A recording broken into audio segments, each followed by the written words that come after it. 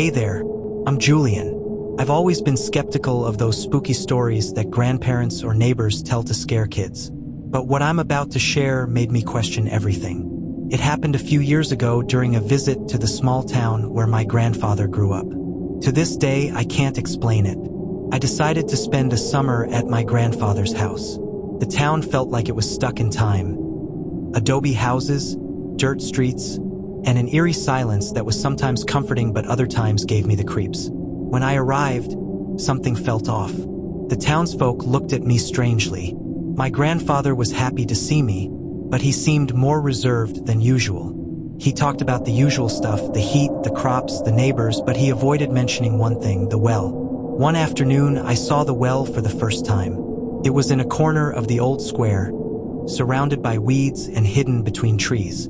The stone structure looked worn, and the wooden lid seemed like it could fall apart any second. There was something disturbing about it, like it didn't belong there. I asked my grandfather about it. He paused for a moment and said, "It's better if you don't go near it. There's nothing good there." I didn't push it, but his reaction intrigued me.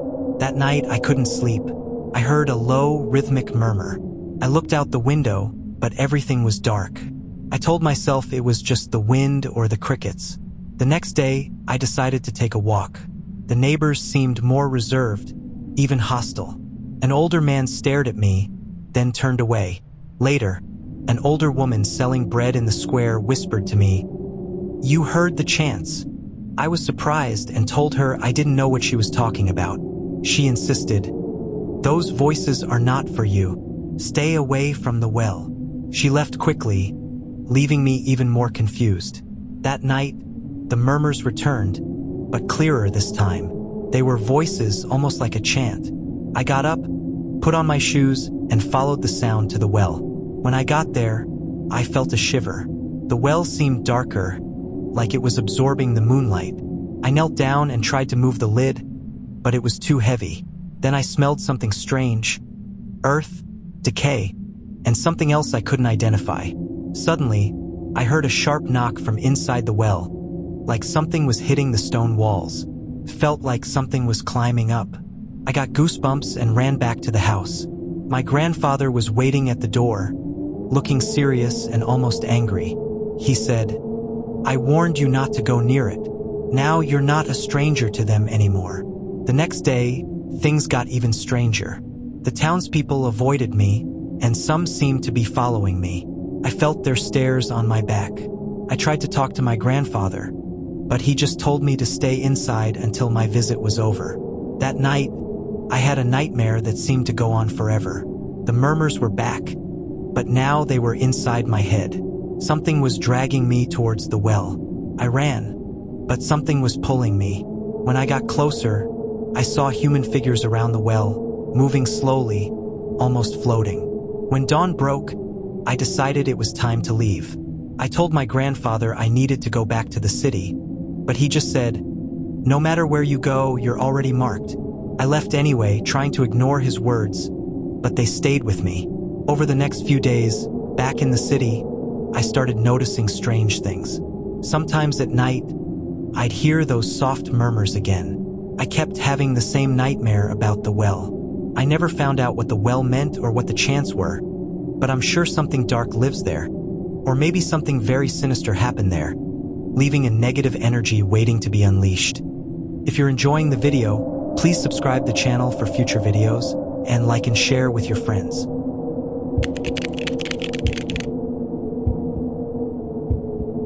Hey, I'm Marcos. I don't usually talk much about this, but there was an experience a few years ago that I can't forget. I've kept it a secret, but I think this is the right place to share it. It happened in a rural town, a very small and forgotten place in the south of the country. I went there to visit a childhood friend, Samuel, whom I hadn't seen in years. We had kept in touch through social networks, and he insisted I come stay at his cabin for a few days. The cabin had belonged to his grandfather and was right on the outskirts of town, near a huge forest. I thought it would be a quiet trip, a chance to disconnect from the city and reminisce about old times. When I arrived, everything seemed normal. Samuel greeted me with a smile, and the cabin, though old, had its charm. The neighbors were friendly but reserved, as is typical in these towns. However, something about their behavior seemed off. On the outskirts of town, there was a very particular forest with dense vegetation that caught my attention. Every time I mentioned the forest or asked about it, the locals got nervous and changed the subject. One older gentleman looked at me seriously and said, "Don't go near the edge of the forest when it's dark, and if any lights appear, don't leave the cabin." At first, I thought it was just local superstition. Samuel didn't seem to want to talk much about it either. When I asked him, he just said it was better not to pay attention to those stories. "People here are weird with those things," he said, as if he wanted to downplay the importance. The days went by, and although the tranquility of the place was pleasant, I began to notice strange things at night. The forest seemed to come alive. There were noises I couldn't identify, and several times when I looked out the window, I thought I saw small flashes of light between the trees. I thought they were fireflies or something, but they were too big and seemed to move in a very orderly manner, almost as if someone was walking with lanterns. One night, the situation changed. We were having dinner when the power went out. Samuel didn't seem surprised, as if he was used to these blackouts. He took out some candles and said not to worry. But while we were inside, I went to the window and saw the lights again. This time, they were clearer, moving between the trees as if a group of people was walking in the forest. "Hey, Samuel, what is that?" I asked him. His face changed immediately. He got up from the table and said to me in a firm voice, "Don't go out. No matter what you see or hear, don't go out." Being someone very skeptical, of course, my curiosity was stronger. I told him I was going to take a look, but he took me by the arm and said, "Marcos, you don't understand. They are not what you think. Don't go near those lights. They say they are witches with an evil you can't imagine, but I think they are something much worse than what is said." I replied that I didn't find those jokes funny and ignored him. I grabbed a flashlight and went out to the porch. The air was freezing. I walked towards the edge of the forest, where the lights seemed to move. As I got closer, I heard a murmur that was clearer but not normal voices. It was a disturbing sound, as if several people were speaking at the same time in a language I didn't understand. The lights moved away and then came closer, as if they were playing with me. I went a little further, shining my flashlight, but I couldn't see anyone. Suddenly, those murmurs turned into very strange laughs. For the first time, I felt real fear. I decided it was enough. My clumsiness had taken me too far. I turned around to go back to the cabin, and that was when I saw them, several figures between the trees still looking at me. I couldn't see them clearly because the forest was very dense, and the light from the moon barely passed through. When I pointed my flashlight at them, they moved quickly, as if they were gliding through the darkness. Somehow, they seemed to approach without making a noise. I ran as fast as I could towards the cabin, feeling that something was following me. When I arrived, Samuel was at the door waiting for me. "Told you," was all he said before locking it and putting a bar on the door. That night, the laughter outside continued for hours while Samuel prayed and complained about the stupid thing I had done. The next morning, after apologizing 1,000 times, I asked Samuel to explain what was happening. He told me that according to the village stories, the lights in the forest weren't people but something older, something that had always been there. He said the villagers believed they were spirits of ancient witches or evil entities that lured people in, and anyone who got too close was never the same or was never heard from again. I asked him if he knew anyone who had come into contact with these things, and he said yes. These people seemed to become deranged. Some would suddenly disappear into the forest, and others would simply leave the village without any explanation. After hearing all that, I knew my trip was over. Until now, I haven't returned to the village, and I won't mention its location for the curious. I don't know if I'll ever have a logical answer. All I know is that I could have lost my life that night because of my irresponsibility and underestimating what I didn't know. There are places in this world that are not meant for us, where what seems peaceful can hide something much darker.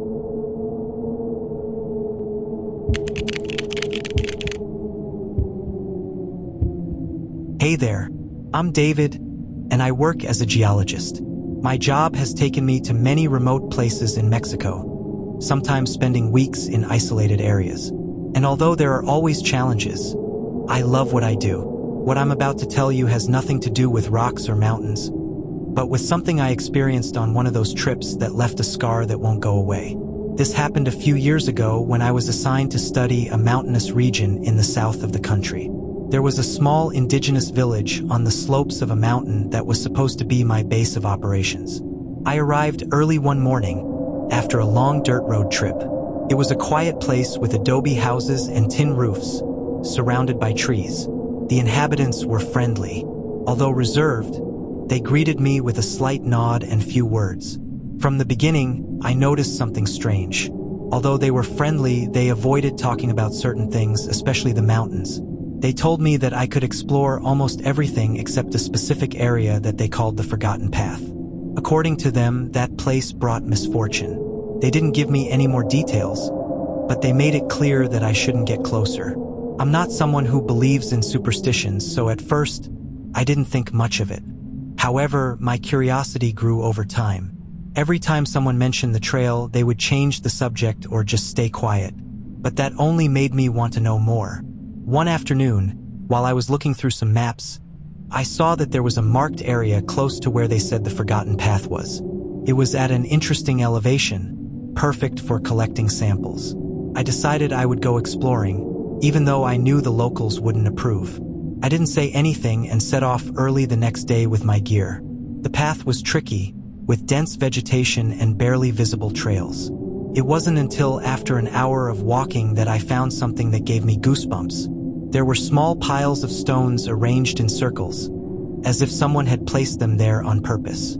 Further ahead, I saw remains of melted candles and wooden carved figures, all with strange and disproportionate expressions. It wasn't what I was expecting to find. There was nothing scientific to register there, but something pushed me to continue. After walking a few more meters, I came to a clearing where the ground was covered in ash. There were marks in the earth as if someone had made a large bonfire, and broken branches hung from the trees, forming figures that looked human. I felt very uncomfortable, as if I was invading something I shouldn't have. The silence in that place was absolute. No birds, no insects, no wind. So I decided I had seen enough and returned to the village before it got dark. When I arrived, I noticed that people were looking at me differently. Some looked away, while others stared at me without saying anything. I tried not to give it importance, but that night, while I was in the cabin where I was staying, I heard something that gave me goosebumps. It was like a murmur outside, soft but constant. I turned off the light and approached the window to look, and what I saw left me frozen. A group of people was standing in front of my cabin in complete silence. They all had their faces covered with what looked like wooden masks, similar to the figures I saw on the path. I stood still, not knowing what to do. These people weren't moving. They just stood there, murmuring and looking towards my cabin. After a few minutes, they left as if nothing had happened and without leaving any kind of message. That night, I couldn't sleep, believing they would return, but fortunately, they didn't. The next morning, I tried to talk to one of the locals about what had happened, but he avoided me. Nobody wanted to talk to me, except an old man who looked at me with a mixture of pity and concern. He said in a low voice, "They told you not to go. Now they know." I didn't understand what or who he meant, but something in his tone gave me chills. I decided it was time to finish my work and get out of there as soon as possible. That afternoon, while I was gathering my things, I heard a knock on the door. It was an old woman from the village. She gave me a package wrapped in cloth and told me to take it with me, not to open it until I was far away from there. I wanted to ask her what it was, but she only told me, "If you want to continue with your life, do what I tell you." I left the town that same night with a feeling of anguish and bad energies, like something was very wrong. When I arrived at my final destination, I made up my mind and opened the package. I found a piece of wood carved in the shape of a human figure. It had details that looked like me, my beard, my backpack, even the clothes I was wearing the day I went to the trail. I don't know what happened in that place or what the figure meant. The only thing I know is that since that day, I feel that someone or something is always with me. Many times, I think it was my fault for not listening to the warnings, but other times, I think it was destined to happen. Whatever it is, I know that that place and those people keep secrets that are better left alone. Perhaps in some kind of very dark and heavy witchcraft. And when I interfered, I brought something sinister with me that should never have left there. Sincerely, I don't know if I will ever be able to escape from what I saw on the forgotten path.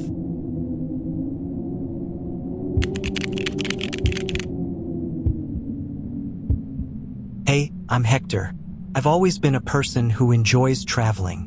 I love driving long distances on my motorcycle, discovering new places, and above all, the tranquility of the roads. However, there was one night that made me question all of that.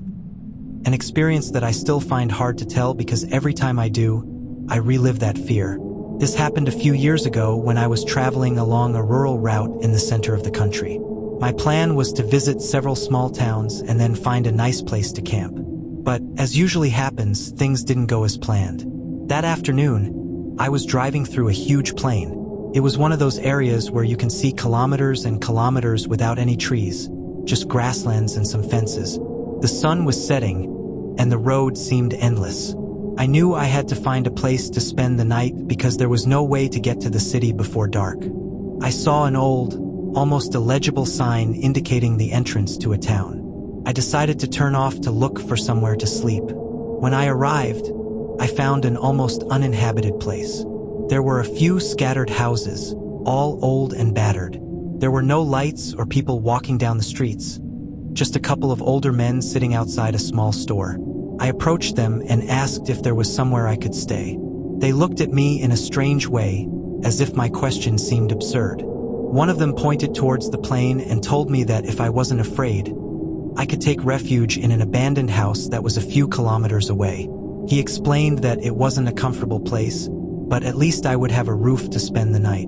Although I wasn't enthusiastic about the idea, I didn't have many options, so I headed to where they told me. When I arrived, the house was easy to recognize.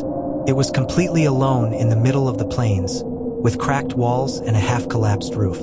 It looked like it had been abandoned for decades. I parked nearby and went inside.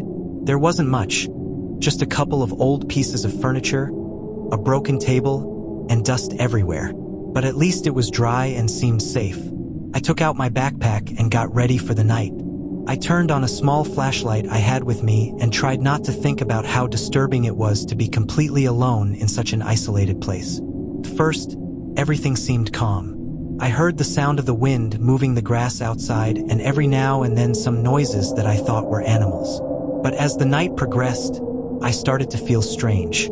There was something in the atmosphere, like I wasn't alone. The first indication that something wasn't right was when I heard footsteps around the house.